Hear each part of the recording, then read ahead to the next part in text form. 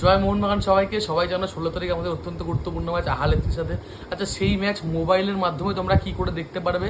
Fan code অ্যাপে দেখতে পারবে। কত টাকা লাগছে না লাগছে আমি তোমাদের সমস্তটা দেখিয়ে দিচ্ছি।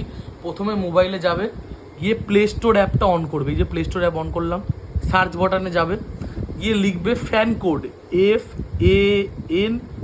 FANCODE, fan code. এই ফ্যান কোড বলে সার্চ করবে। এই দেখো, দেখতে পাচ্ছ এই অ্যাপটা fan code watch live sports. আমার তো ডাউনলোড করাই আছে, ওই জন্য আপডেট চাইছে। আমি এখান থেকে বেরিয়ে যাই, আমি ফ্যান কোডে যাই ডাইরেক্ট। সেই ফ্যান কোড অ্যাপটায় গিয়ে তোমাকে দেখাচ্ছি, দাঁড়াও। এই দেখো ফ্যান কোড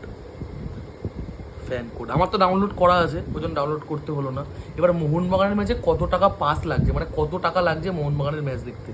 এই দেখো ফ্যান কোড অ্যাপটা খুললে একটু ওপরে যাবে, দেখো এখানে সব টুর্নামেন্টগুলো দেওয়া আছে। দেখো লা লিগা, এশিয়া কাপ, একটু সরাবে। এই দেখো এএফসি চ্যাম্পিয়ন্স লিগ 2 দেখতে পাচ্ছ।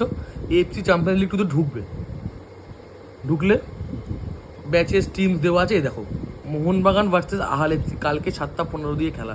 এখানে ক্লিক করার পর গেট পাস নিতে হবে। পাসে ক্লিক করলে তারপর দেখিয়ে দেবে, দেখো মোহনবাগানের সব ম্যাচ দেখতে চাইলে ACL2 এর 69 লাগছে। এই যে 69 রিচার্জ করতে হবে। আর যদি তোমরা চাও ACL2 এর সমস্ত ম্যাচ দেখতে, তাহলে তোমাদের 99 লাগবে পাসে। ঠিক আছে, দেখো ACL2 অল ম্যাচেস 99 আর মোহনবাগানের সব ম্যাচ 69। তাহলে তোমাদের সাথে পুরো আপডেটটা শেয়ার করলাম। ফ্যান কোড অ্যাপে এইভাবে যাবে, এইভাবে গেলে তোমরা ফ্যান কোড অ্যাপ থেকে খেলা দেখতে পারবে। পাসটা মারবে, গেট পাস, মোহনবাগান ভার্সেস আহাল এফসি।